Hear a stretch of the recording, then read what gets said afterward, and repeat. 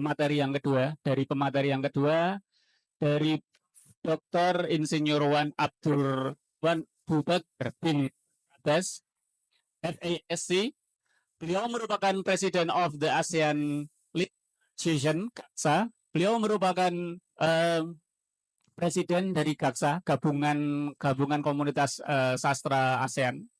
Sebelum waktu saya berikan kepada Prof. Irwan, mungkin saya bacakan sebentar tentang CV beliau, tentang apa saja beliau, kepeminatannya, lalu prestasi-prestasi yang telah beliau dapatkan. Tentu saja kalau saya bacakan ini sangat panjang sekali CV-nya, bisa juga dibaca sendiri di slide yang ada.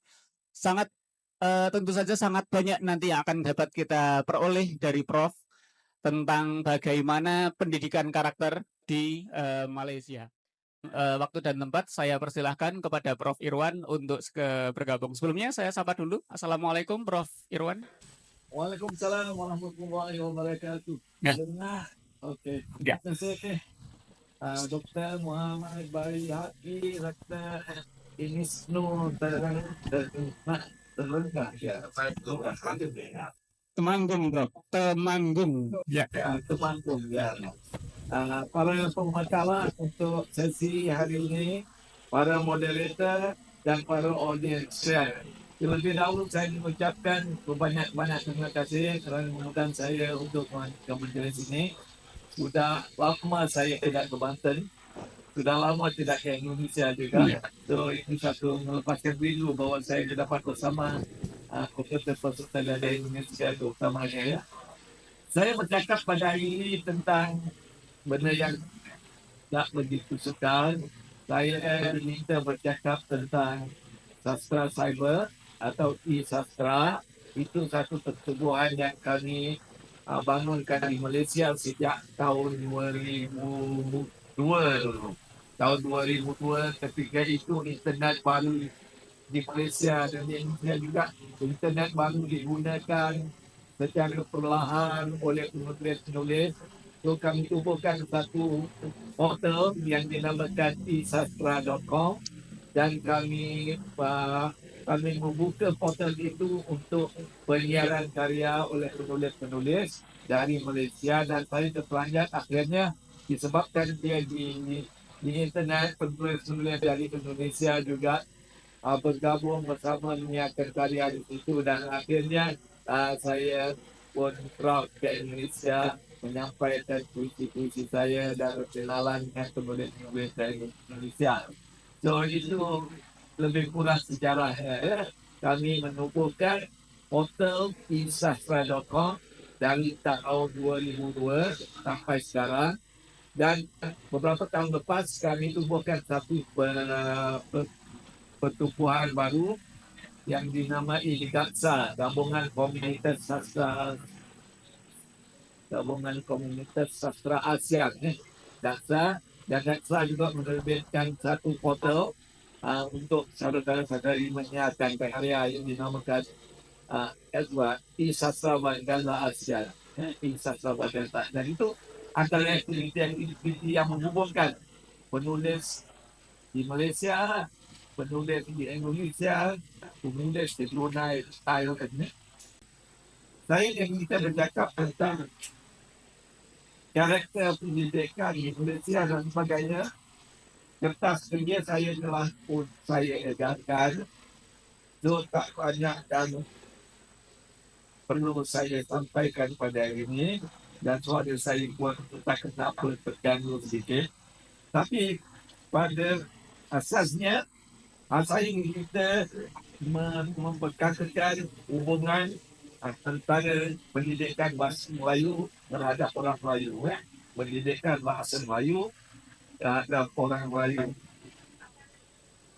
Dan of course kita faham di Malaysia, bila kita katakan orang Melayu, kita maksudkan orang Islam. Bila orang Cina misalnya masuk Islam, mereka dikatakan masuk Melayu. Dan bila orang Melayu adalah yang keluar Islam, dan jalan yang keluar Islam. Kalau mereka keluar Islam, barangkali mereka tidak lagi Melayu. Gitu. Istilah-istilah seperti ini yang biasa kita gunakan. Dan di dalam bidang sastra, penulisan di Malaysia juga dapat dibaca sekarang di Indonesia. Misalnya portal Kaksa yang kami terbitkan, Isastra Baganda ASEAN. Isastra Baganda ASEAN. Di situ kita ada satu grup WhatsApp. Ada orang panggil WhatsApp, ada orang panggil WhatsApp. Grup WhatsApp di mana saudara boleh hantar karya saudara, dan dari karya-karya di grup WhatsApp itu kami akan pilih karya-karya yang baik, yang menarik, yang outstanding misalnya, dan kami siarkan karya itu di portal Isastra Baganda ASEAN yang boleh dibaca di mana-mana. Ya. Kemudian saya diminta juga menerangkan bagaimana gambaran orang Melayu yang dikemukakan dalam karya-karya sastra di Malaysia. Sastra berbahasa Melayu di Malaysia. Saya cuma tegaskan walaupun Malaysia ramai penduduknya, barangkali 35% adalah bukan Melayu, tetapi kebanyakan yang menulis dalam sastra Melayu ini adalah orang Melayu. Orang Melayu. Jadi kalau kita nak hubungkan karakter-karakter yang di dalam fiction Melayu, misalnya you baca cerpen dan novel, kebanyakan adalah melibatkan orang-orang Melayu atau orang Islam dan kisah masyarakat yang biasa, ada yang baik, ada yang tak baik dan sebagainya. Itu kisah biasa. Ya. Akhir sekali saya diminta memperkatakan tentang sejarah perkembangan sastra cyber di Malaysia. Seperti yang saya sebutkan tadi, sewaktu internet baru mula berkembang di kawasan Asia ini, kami mengambil kesempatan untuk menumbuhkan satu laman web yang dinamakan isastra.com. Laman web itu berkembang dengan baiknya dan disertai oleh orang, boleh katakan seluruh Asia dan di luar Asia, di Amerika juga menulis di situ. Tetapi akhirnya laman web itu terpaksa ditutup sebab portal yang kami gunakan, Community Zero itu telah ditutup. Sekarang kami telah pindahkan portal kami kepada wordpress.com dengan nama yang sama, dan disitulah kami beraktiviti. Sekali-sekala kami akan ada pertemuan biblical untuk membaca karya. Dan persatuan yang kami gunakan ialah Persatuan Isastra Malaysia. Itu satu persatuan yang kami tubuhkan dalam kalangan penulis Malaysia, biasanya orang-orang Melayu. Saya ingat itu saja yang perlu saya sampaikan. Kalau ada soalan, saya boleh jawab. Terima kasih. Terima kasih Prof. Irwan atas materinya. Bisa tepuk tangan dulu untuk Prof. Irwan. Thank you, Prof, for the material about the pendidikan bahasa Malaysia untuk orang Malaysia, bagaimana Melayu dianggap orang Islam dan seterusnya.